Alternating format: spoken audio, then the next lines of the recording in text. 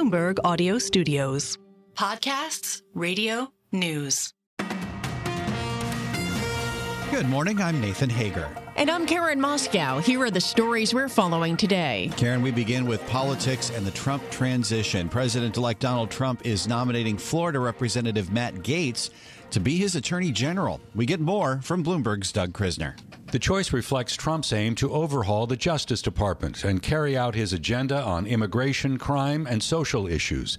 Gaetz has been a steady ally of Trump since he left the White House. The Florida Republican representative is the subject of a House inquiry into allegations of sexual misconduct. He promptly resigned from Congress, effectively ending that investigation. Gaetz has denied wrongdoing. When asked by reporters about the choice, Senator John Cornyn of Texas said, "I'm trying to absorb all this." Another Republican, Lisa Murkowski of Alaska, said she doesn't believe Gaetz is a serious candidate for the post. In New York, I'm Doug Krisner, Bloomberg Radio. All right, Doug, thank you. Well, Matt Gaetz's nomination may be overshadowing some of President-elect Trump's other cabinet picks. Tulsi Gabbard, the former Democratic congresswoman from Hawaii turned Republican, is Trump's pick to be director of national intelligence. Gabbard is an Iraq war veteran and has been skeptical of support for Ukraine, but she does not have direct experience in the intelligence community. And Trump has confirmed he'll name Florida Senator Marco Rubio as his Secretary of State. Rubio is a longtime China critic and has called for bringing the Ukraine war to a quick end. Well, Karen, Trump has yet to pick a nominee for Treasury Secretary, but the Wall Street Journal is reporting Howard Lutnick wants the job. The paper says the Cantor Fitzgerald CEO has gone directly to the president-elect about the position. Lutnick was the co-chair of Trump's transition team. Nathan, President-elect Trump could have a much easier time enacting his agenda with Republicans maintaining their hold on the House majority. The GOP secured the 218th seat it needed with a win in Arizona. Republican Juan Ciscomani won re-election against Democrat Kirsten Engel in the 6th District, 49.6% to 47.9%. 9 House races are still left to be decided, but they won't be enough for Democrats to take over the chamber. And while a GOP majority in the Senate is assured, at least one race there is headed for a recount. The Associated Press has called the race in Pennsylvania for Republican Dave McCormick, but Democratic incumbent Bob Casey has not conceded. McCormick leads the race by 0.4%. Anything below 0.5% triggers an automatic recount. Well, all these latest developments, Karen, come as the president-elect Donald Trump met with President Biden at the White House, and they made a brief statement before reporters. Looking forward to having like we said, a smooth transition. Do everything we can to make sure you're accommodated, what you need. And we're going to get a chance to talk about some of that today. So welcome. Thank you very much. And thank you very much. And politics is tough. And it's, in many cases, not a very nice world, but it is a nice world today. And I appreciate it very much. A transition that's so smooth, it'll be as smooth as it can get, and I very much appreciate that, Joe. You're welcome. Well, the face-to-face meeting in the Oval Office was preceded by President-elect Trump appearing at an event in Washington where he told House Republicans it's, quote, nice to win. Well, Nathan, earlier this week, Trump tapped Elon Musk to help head a new project to clear away government inefficiencies. Critics say it's a conflict to have Musk, who runs 6 companies, including Tesla and SpaceX, to be involved in the administration. Former Speaker of the House Kevin McCarthy disagrees. Elon doesn't benefit from government. America has benefited from Elon. And for Elon to sacrifice his time away from business because he cares about a country that opened up those arms that he immigrated to that we are so proud of. It doesn't matter where you stood in the political spectrum, but when you watched in the middle of the campaign that Elon sent a rocket to space reusable, came back and grabbed it, and nobody else in the world can do it, and that wasn't government, that was SpaceX. So the people who benefit is Americans from Elon. It's not the other way around. Kevin McCarthy made the comments in an interview with Bloomberg at the Barclays Asia Forum in Singapore. Well, Karen, some of the biggest beneficiaries of Trump's win have been Bitcoin investors. The digital coin is holding above $91,000 this morning. Michael Novogratz is the billionaire head of crypto investment firm Galaxy Digital. We're seeing something globally. When Trump advocated in Nashville that he was going to be a crypto president, a Bitcoin president, and now he's the president, let me tell you, other leaders heard that.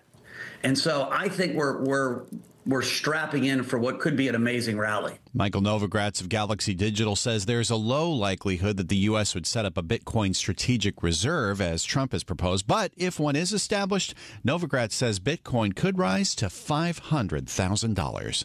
Well, Nathan, Wall Street awaits another key reading on inflation today. We get producer prices for October at 8:30 a.m. Wall Street time. Yesterday, we heard the core consumer price index increase 0.3% for a third month. In an interview with Bloomberg minutes after the CPI release, Minneapolis Fed President Neel Kashkari said it would take an upside surprise in inflation to derail the rate cut path. Right now, I think that inflation is headed in the right direction. I've got confidence about that, but we need to wait. We've got another month or 6 weeks of data to analyze before we make any decisions. Minneapolis Fed President Neel Kashkari added it would be difficult for the labor market to heat up substantially between now and the December meeting.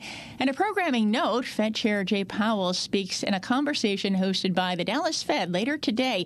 You can hear those remarks live at 3 p.m. Wall Street time on Bloomberg Radio and the Bloomberg podcast page on YouTube. Now listen up if you're making your way into New York City this morning. The plan to cut traffic by charging drivers to enter Manhattan streets is back on track. Bloomberg's John Tucker is here with more. John, what do we need to know? Well, Nathan, Governor Kathy Hochul set to announce details of the revised congestion pricing plan today. It'll cost motorists $9 instead of the originally planned $15 to get into the city below 60th Street. Now, advocates in favor of the controversial plan hope to see it take effect before President-elect Trump can quash it. Opponents like Republican Congressman Nicole Malliotakis are trying to block the governor's plan. Look for every legal and legislative avenue to stop congestion pricing. And we think it's very cynical that she paused it just so she could try to help the Democrats in an election, and now has brought it back and is trying to jam it through before President Trump takes office. Now, Hochul needs to act fast. The new plan requires the federal government to approve the revised tolling structure and to also sign a value pricing pilot program agreement. Donald Trump said he'd terminate congestion pricing in his first week back in the White House. In New York, I'm John Tucker, Bloomberg Radio. And it's time now for a look at some of the other stories making news in New York and around the world. And for that, we're joined by Bloomberg's Amy Morris. Amy, good morning. Good morning, Karen. An unprecedented shakeup at the Pentagon is reportedly in the works.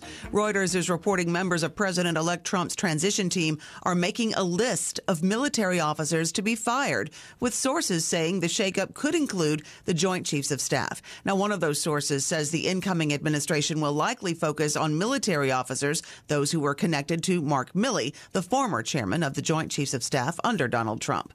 Former Secretary of State John Kerry says the incoming Trump administration can take advantage of the work that the Biden administration has done regarding the conflict in the Middle East. Kerry tells Bloomberg that a lot of the work was already being done to bring Saudi Arabia to the table to recognize Israel. It depends hugely, if not entirely, on how you approach the question of Gaza, how you begin to deal with the Palestinian future, and there's a lot to nibble on.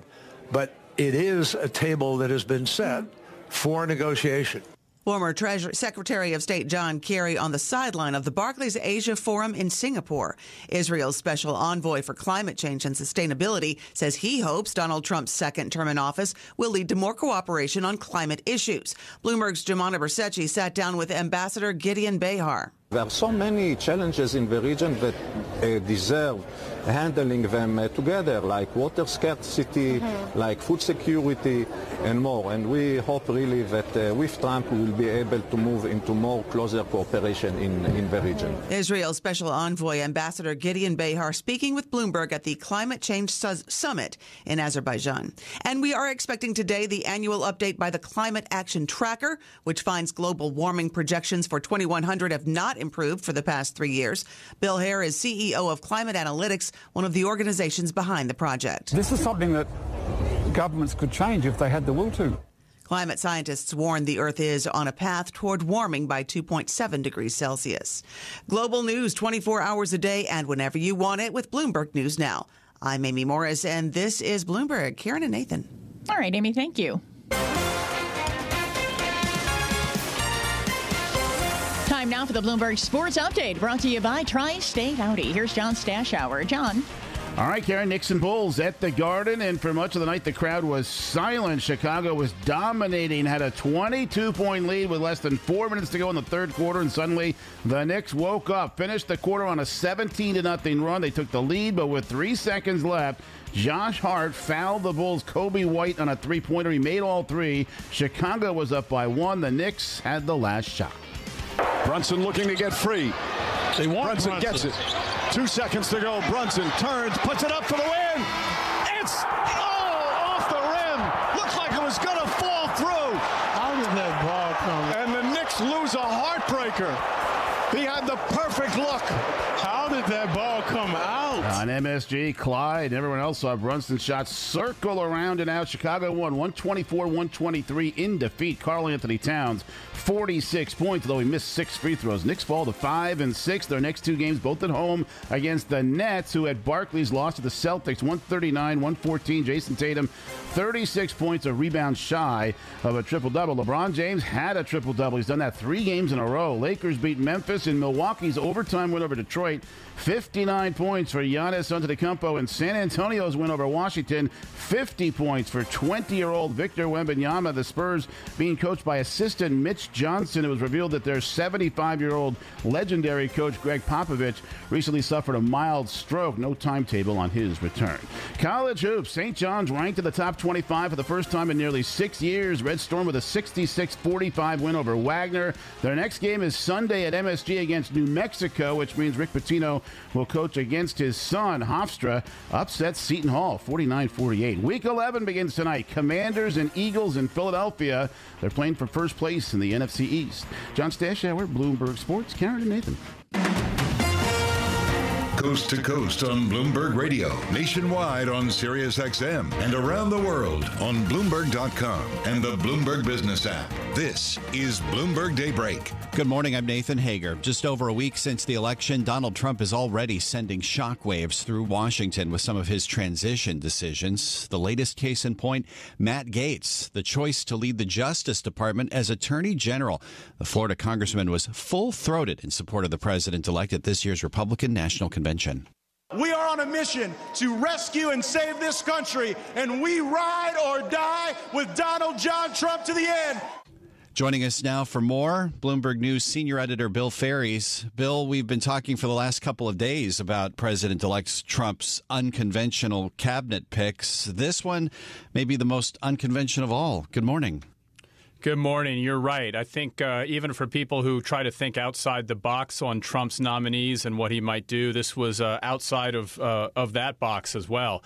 Listen, Matt Gaetz, it surprised a lot of Republicans, both in the Senate and the House. He is pretty widely unpopular with a lot of his Republican colleagues, and I think there will be questions about whether he or some of the other nominees we've heard about would get through a confirmation process. I think with Gaetz, you have people wondering whether he gets to the confirmation. But, someone who was being investigated for allegedly having sexual activity with a minor. There was apparently a report from the House Ethics Committee due to come out in the next couple days. That may have also sparked Gaetz's decision to resign from the House. Very surprising decision. Had a lot of Republicans scratching their heads, but there have been a number of unconventional nominees in the last couple days, and so this is just probably the first on a list of them. I got to be honest, I was waiting to hear former House Speaker Kevin McCarthy's reaction to this decision. He did speak with Bloomberg in Singapore with our Haslinda Amin, saying that the Gaetz choice is a good deflection on Trump's part from some of his other picks. Of course, McCarthy butted heads very publicly with Matt Gaetz during the leadership fight. But could this decision pose some more problems for some of President-elect's other cabinet choices? Well, it'll just be very interesting to see, what happens. We're still more than 2 months out from Inauguration Day at this point. What happens when we get closer? Is there enough pushback on Gaetz or other nominees that some of them maybe don't make it to a confirmation hearing? It's possible. I think in his first term, President Trump had, I believe, 3 nominees who didn't who were withdrawn. It's very unusual to have someone go through the confirmation process and then get rejected. I think John Tower is one kind of notable exception to that, but that was a couple decades ago at this point. So usually the Republicans or the party in power of the Senate sends enough signals to the White House saying you may want to reconsider this, and it's reconsidered. But the factor that I think Senate Republicans will really have to take into account is if they do reject a Trump nominee, are those Republicans who voted against it willing to face the full firepower of Donald Trump's Twitter account, Elon Musk's Twitter account? There's going to be a lot of headaches that come with going against this president. Only about 30 seconds left here, Bill, but if Gaetz does make it through confirmation, what kind of changes could that mean at the Justice Department?